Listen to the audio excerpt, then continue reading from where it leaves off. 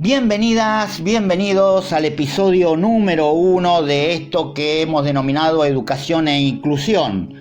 Un espacio dentro de mi canal en donde, obviamente, como lo dice, vamos a intentar reflexionar acerca de distintos temas que hacen justamente al campo educativo y lo que hoy es la inclusión.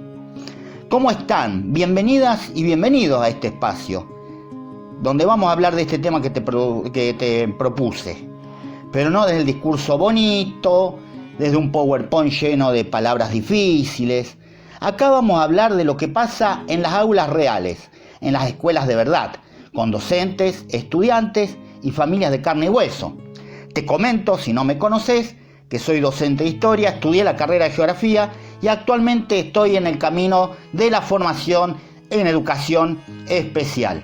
Y por supuesto, te imaginarás que es un debate que tenemos en las aulas y entre compañeras y compañeros casi cotidianamente.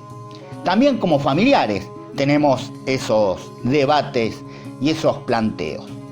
Y en este primer episodio, y no podía ser otro el punto de partida, me pregunto y nos preguntamos, y te lo traslado, ¿de qué hablamos realmente cuando hablamos de inclusión?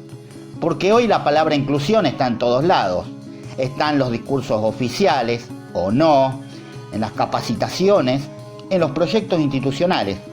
Pero cuando entramos al aula muchas veces la inclusión se queda en el papel. Podemos decir como disparador, y no es generar una polémica, sino simplemente, obviamente, abrir el debate, sin inclusión es una palabra de moda. Hoy es una palabra que queda bien, suena bien. Uno dice inclusión, dice estoy a favor, queda correcto, queda moderno, queda empático. Otro término que se menciona mucho en los últimos tiempos. El problema aparece cuando preguntamos, ¿inclusión de qué? ¿Inclusión de quiénes? ¿Inclusión para qué? Muchas veces se confunde inclusión con integración. Pero integrar es te dejo entrar, pero adaptate vos.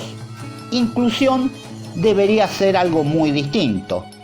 Revisar la escuela, el aula, las prácticas, las evaluaciones, para que nadie quede afuera.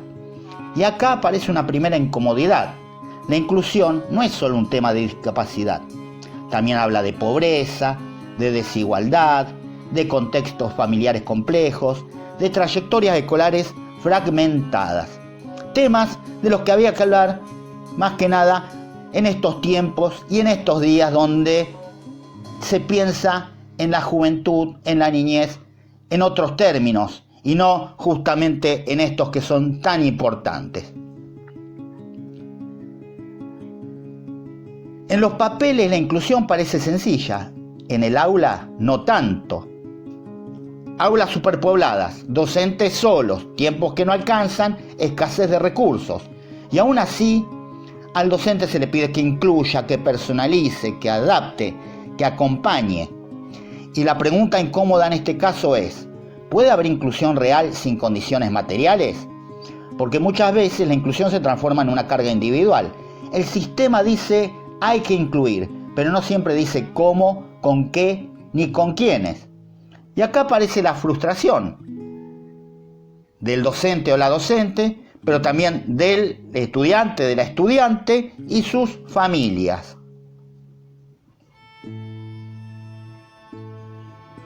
Pero ¿quién queda afuera cuando decimos inclusión? Hay estudiantes que no encajan, no porque no quieren aprender, sino porque la escuela no siempre sabe cómo enseñarles. Estudiantes que no siguen el ritmo, que no responden al modelo tradicional, que se aburren, se angustian o se rebelan, y muchas veces, sin quererlo, la escuela termina excusándolo de manera silenciosa. Repitencias, etiquetas, derivaciones, miradas que juzgan. La inclusión no es solo que el estudiante esté sentado en el aula, es que tenga un lugar real, también simbólico y pedagógico. Por supuesto, todo esto que digo son desafíos que uno también tiene. Acá no estamos dando la receta y nosotros somos los iluminados que tenemos las respuestas.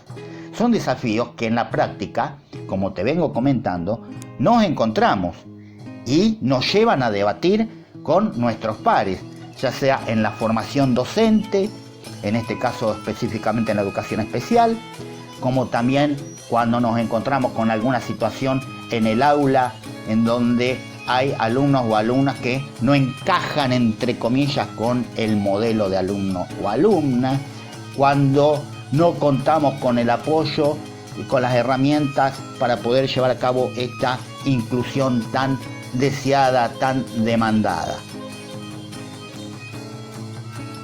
Esto no se trata de hacer magia, como te dije recién.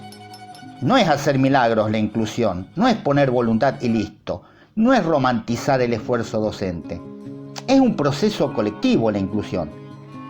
Requiere formación, acompañamiento, equipos interdisciplinarios y decisiones políticas.